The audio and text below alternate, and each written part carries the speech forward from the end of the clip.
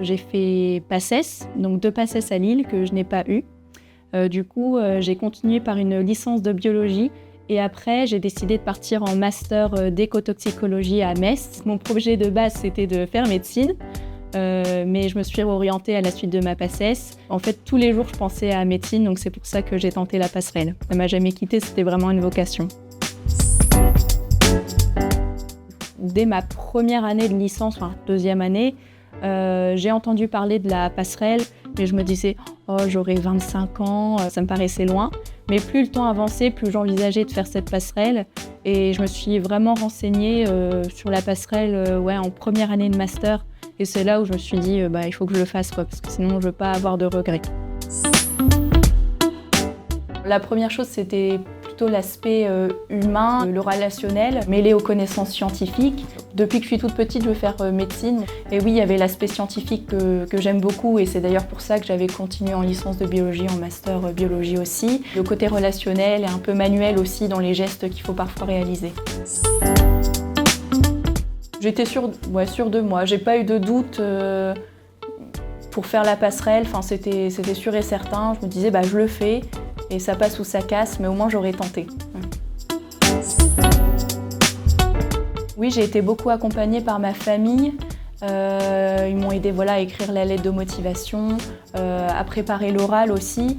J'ai eu la chance aussi de pouvoir avoir des appels téléphoniques avec 2 dames qui avaient fait la passerelle aussi il y a peut-être 10 ans, mais ça reste la même expérience. Ils savaient tellement que j'avais été déçue de ne pas avoir ma première année que ils savaient très bien qu'un jour j'essaierais de faire la passerelle, et ils ont été à fond derrière moi. Ils étaient super contents pour moi que je fasse cette démarche-là, et ils m'ont accompagnée à fond. Il n'y a pas eu de réticence du tout. J'ai eu de la chance. Ils m'ont super bien accompagnée. Comme j'avais fait PACES, j'ai bien montré qu'entre la PACES et aujourd'hui, j'avais mûri, que j'avais acquis une méthode de travail efficace, que j'avais des bons résultats, que j'avais essayé quand même d'orienter mon projet professionnel, alors pas vers la médecine, mais que j'avais jamais quitté les sciences de la vie. Il faut quand même montrer qu'on a les capacités de le faire, et que la formation qu'on a eue nous a apporté les compétences nécessaires pour suivre les études de médecine. Donc ça peut être par exemple le fait d'avoir fait un stage en entreprise, ou moi dans un laboratoire de recherche, ça m'a permis de développer mes capacités à travailler en équipe.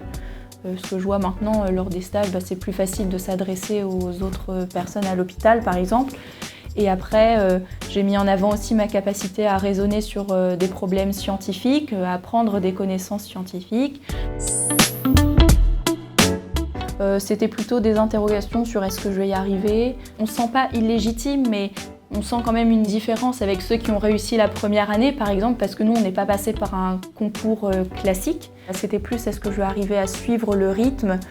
Et aussi, la question qu'on se pose aussi, c'est notre vie future, parce qu'on a déjà, entre guillemets, 25 ans, on a des années de différence avec les autres, on sait que c'est des études longues, donc c'est comment je vais organiser ma vie personnelle et même peut-être familiale autour des études. Mais au final, la joie d'être en médecine et le fait de se sentir vraiment à sa place, ça bascule tous ces problèmes-là, et on se dit on verra, on fera avec, quoi.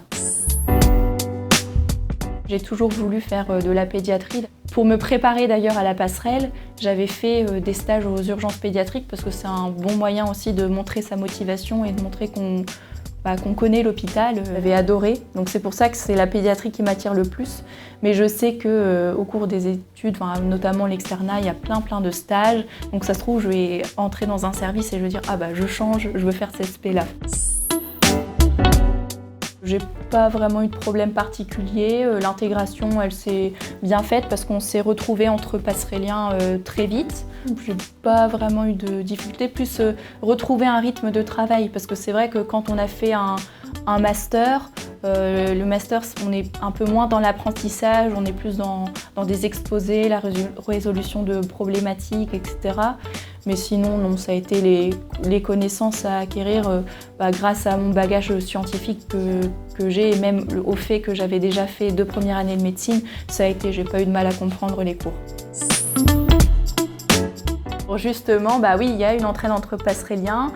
Ce qui est bien, c'est on n'était pas tout le temps ensemble, mais s'il fallait aller réviser à la BU, on était par petits groupes de 2 ou 3, voire plus. On était toujours là les uns les autres. Et puis on faisait aussi parfois des petites séances de révision, donc, parce qu'en fait on bénéficie des atouts de chacun. Ah oui, forcément, parce que du coup, moi, mes amis, là, ils sont dans le monde ils sont dans le monde professionnel, ça y est, ils sont insérés, ils ont un salaire, tout ça, ce que moi, je n'ai pas. On est encore étudiant, mais on n'a plus l'âge vraiment d'être étudiant. Enfin, c'est un peu ce côté-là qui est un peu difficile à gérer, parce qu'on aurait envie de prendre davantage notre indépendance, mais on est encore en études. Voilà. Après, il y a certains passerelliens qui travaillent à côté de temps en temps. Je dirais c'est de ne pas hésiter, parce que de toute façon, qui ne tente rien n'a rien. Je dirais il faut surtout ne pas avoir de regrets si l'étudiant veut faire la passerelle, qu'il tente, parce que voilà, c'est une super belle expérience. Pas trop stresser, bien s'entourer et prendre plein de conseils.